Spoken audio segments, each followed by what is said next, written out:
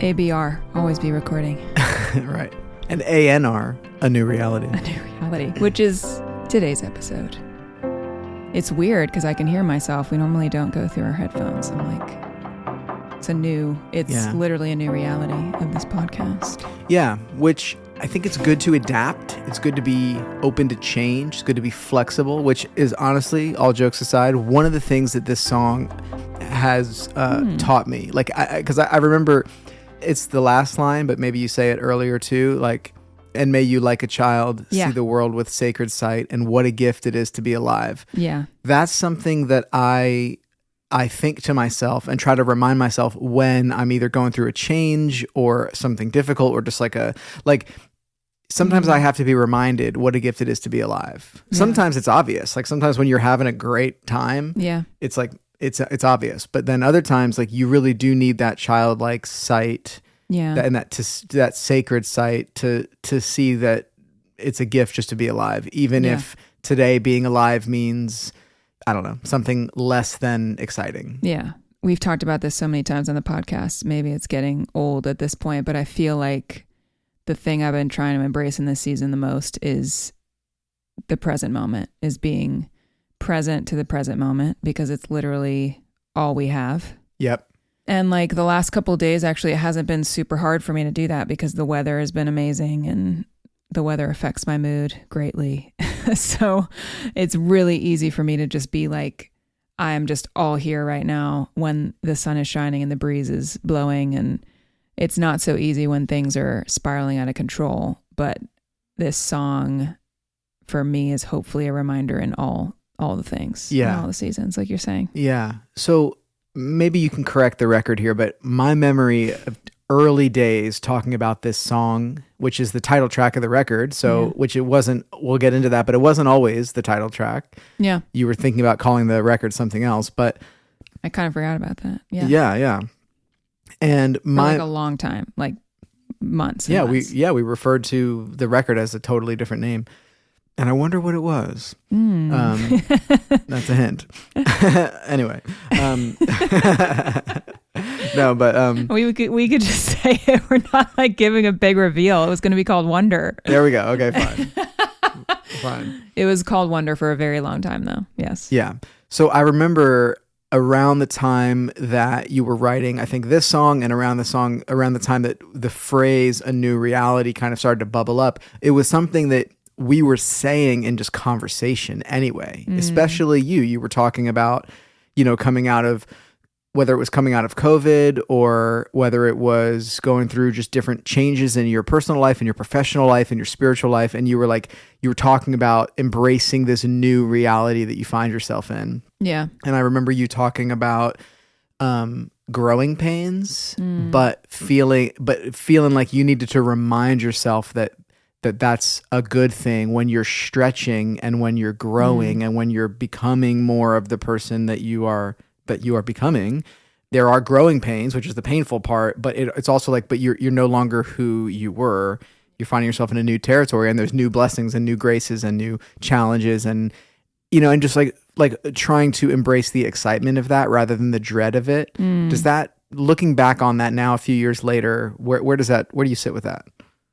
Yeah, I actually really love that, and I forget talking about that. It's so interesting because I feel like part of the reason why we wanted to do this podcast was to capture some of the conversations that we've been having around these songs and the record in general. Right.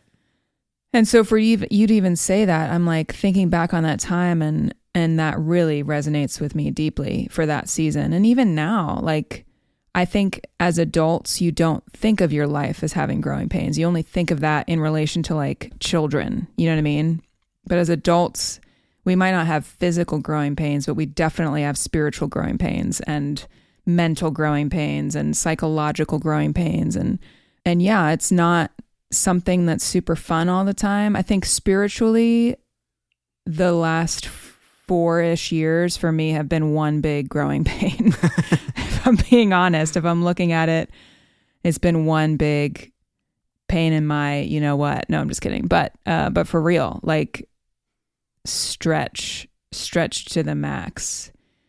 But like you were just saying, in order to make room for something new, you have to be stretched. Whatever God wanted to introduce into my spirituality, there was no room for it before the last couple of years. And so being willing to like go through that process. And when I think about a new reality, though, specifically, I wrote this song and the record was called Wonder in the beginning because I was kind of going through this awakening to wonder because of COVID and taking walks in our neighborhood and kind of getting swept up in nature again. And all of these like reminders of just God's providence all around us, like without me even having to think about it, just like constantly. And we spent that 3 months on the beach in Florida with the first 3 months of the pandemic, basically with nothing to do. And we just walked the beach every day and you know, literally the sun and watching the sunsets, watching the sun rises, like just, totally swept up in nature. Yeah. And wonder was such a comforting gift really in that season for me. So a new reality. And there were several songs actually that were born out of that like spirit of wonder. But what's ironic to me about it, maybe ironic isn't the right word, but what's so God to me about it is like, that was not the title track of the record. It was like, I loved writing that song with my friend Savannah Locke. It was one of the first songs we'd ever written together outside of a Faithful, which was like a collaborative project that we were both a part of. So that was the first time we'd written together. I was super pumped about it. I loved it. But like the deeper I got into like my wrestling with faith, the more that song kept coming back. And just, it was a completely different lesson that I learned from it, or like that I was being taught from it. Like the idea that what I had been walking through was like two sides of the same coin. So on one side, it was wonder and being reintroduced to wonder and childlike awe. And then on the flip side of that coin, a real season of wondering and questioning and searching and not finding and wrestling. And so like, it was a new reality of faith in a way that I was not prepared for and not happy about. But in a way, growing pains make room for something new. And sometimes that something new is totally unexpected and something that you can't plan for. I mean, it's inherently like something you can't figure out or plan for or expect. And that's part of why the record cover, the album art, is you on the beach.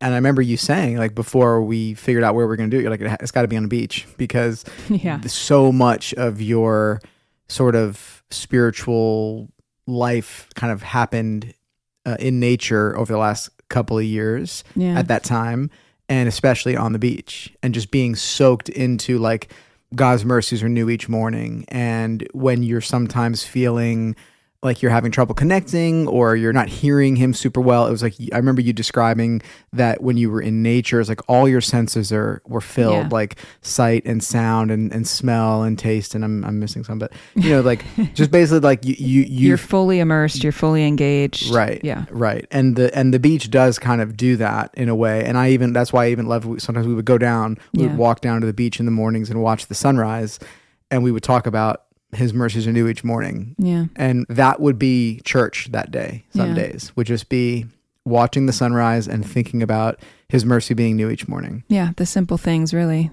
I think that's another thing that this song speaks to. I mean, truly the goal of this song, and I remember saying this to Savannah when we wrote it, I was like, I want to write like a letter to myself to remind myself for when things go back to full blown like touring mode and just like life takes over and the busyness of life takes over. I want something to remind myself to ground my heart and my physical reality in nature, because it kind of connects me back to the divine. To me, I kept like thinking about the idea that nature is like a portal to the divine. That's another thing with the cover art. That's why we had like the mirror idea.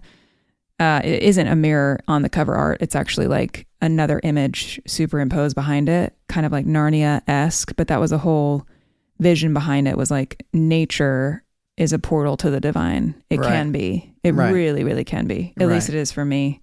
And I know that's the reality for so many people too. Totally. And just to clarify, it's not a mirror on the on the cover art. No. But it is a physical mirror Yes. that's in the photo. And myself... Have we talked about that? I'm sure we have. I think we have. There's no way emailed it. I would go this long without talking about it.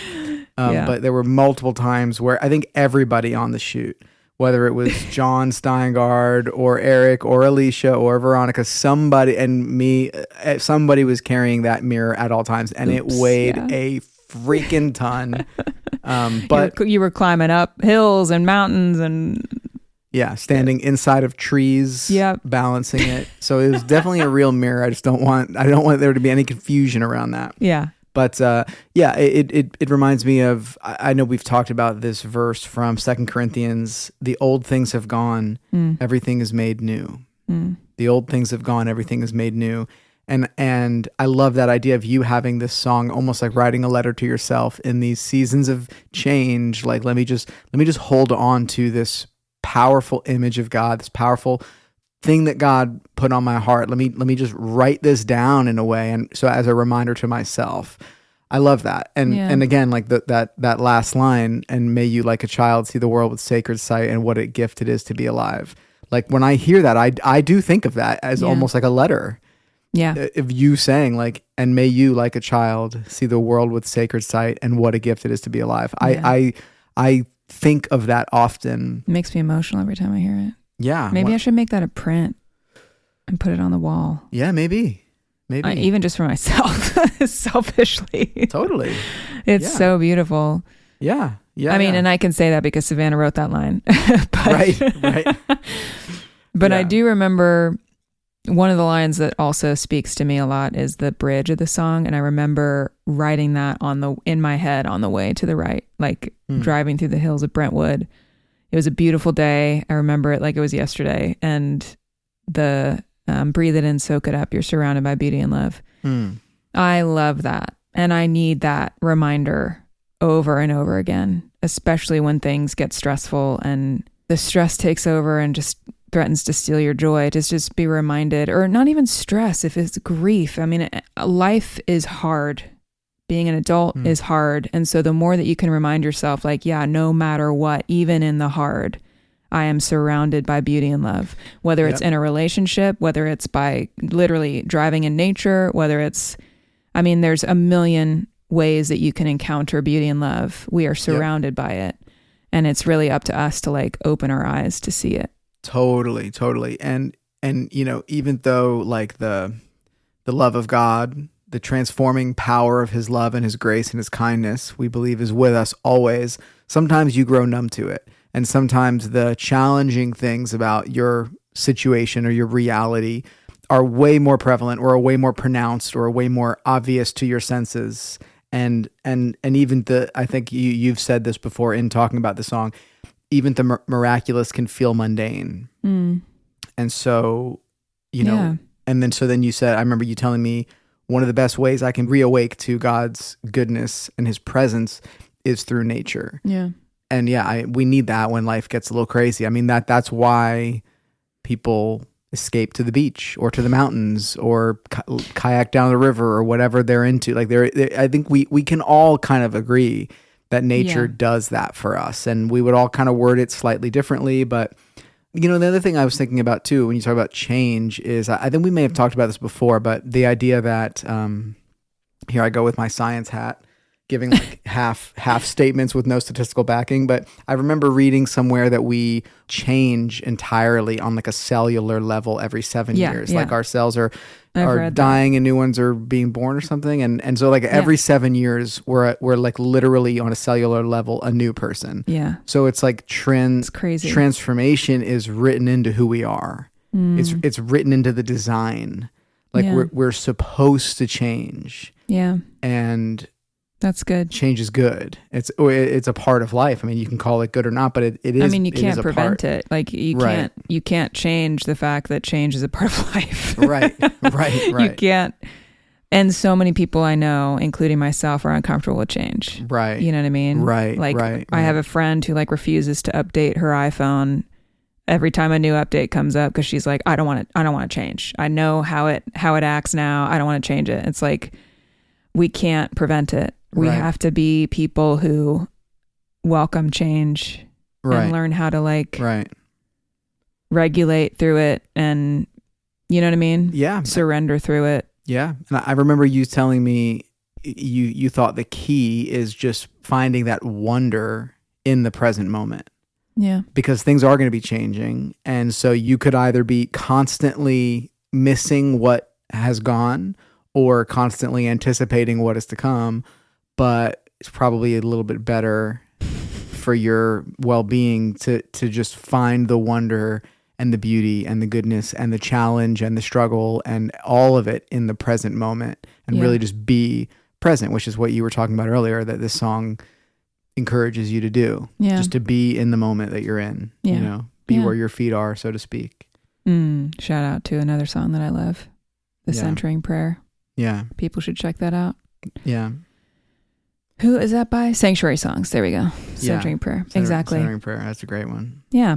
So, you know, there's a lot. Now, this song, by the way, speaking of change and transformation and this song itself went on kind of a journey, right? It did. Through different iterations. Can you walk us through that? Yeah. Do you want to hear some samples? Because I have some samples of the changes that happened. I would love that. So maybe give us like a timestamp of when, not in the song, but like when what we're listening to, when this would have been, and then we can listen, and then we can listen to the next one, the next, you know. Yeah, I don't quite remember. So this, let me just preface it and kind of set the arc of the story that we're going to tell through it, which is, I think maybe people don't realize that sometimes a song, how much change a song goes through from the writing phase to like production. And not every song is going to be like that, but there definitely is changes that happen, you know? Right. And so this song was a perfect example of that on this record. So it started with a really chill vibe. I have a demo of the day that we wrote it, of Savannah singing the song. So this is what the pre-chorus used to sound like. Of what your eyes can see, and into a new reality, a divine story, a new reality of grace and glory. So it's just a little bit slower. Those are different words to the chorus. Right. I actually kind of like it, that vibe. I might, cool. This is making me think maybe I need to do like a piano vocal version. Yeah. It's kind of cool. Okay. You could throw that part in. Like you could do the song regular and also throw some of that in, I think. What do you mean throw some of it in? I don't know. What do I know? Anyway, so that was what it sounded like. Then we switched it to, this is a version from maybe like early days in the studio. This is what it sounded like. It was a little bit faster vibes. Colors turn to gray, abundance turns to just okay when you forget a miracle of life. Be a witness to wonder, let it pull you right under the surface of what your eyes can see, and into a new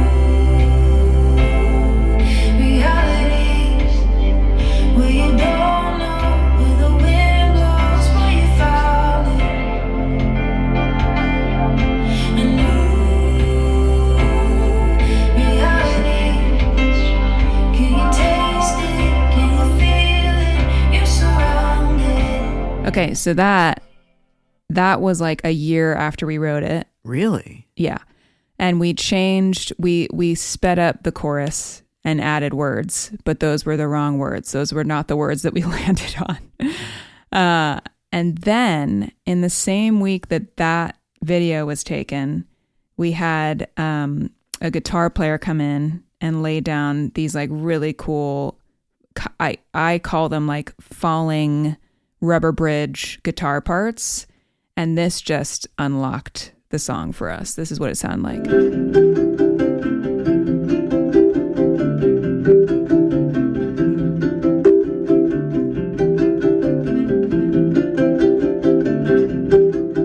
So that is what's happening in the background of verse 1 and chorus 1, if you are thinking to yourself, I've never heard those before, just go listen back and try to tune into that, because that sound literally is what unlocked the song for us production wise. And then that determined the piano part, that determined the tempo that we wanted to set it at. Interesting. We switched the lyrics up because they just weren't fitting. And then it just kind of, from there, we finally settled it. But it had about 5 iterations before we landed where we landed with it, which is just kind of wild and fun. But it honestly taught me. I remember coming home throughout this process and saying to you, like, all right, I don't know how I feel about it today, but I'm just leaning into the creative process of like throwing a bunch of stuff at the wall and seeing what sticks, and like giving ourselves, like me and the producers and the rest of the team that was working on it, just like the ability to just kind of experiment and surrender to the process of creativity and experimentation, and which is sometimes scary. At least for me, it's a little bit scary because I'm like, yeah, but are we going to get there? Because I don't know. This isn't feeling right, and I don't know. But every instrument, every part that happened, every part of that journey, even though we were going down the wrong road, led us to the right road. You know what I mean? Yep. And it was just such a beautiful like learning experience for me, and a really, as a perfectionist, as a recovering perfectionist, just a really important lesson in like, you can't be perfect. I think John Foreman said this in a concert that we were at, when he said that music is like safe chaos.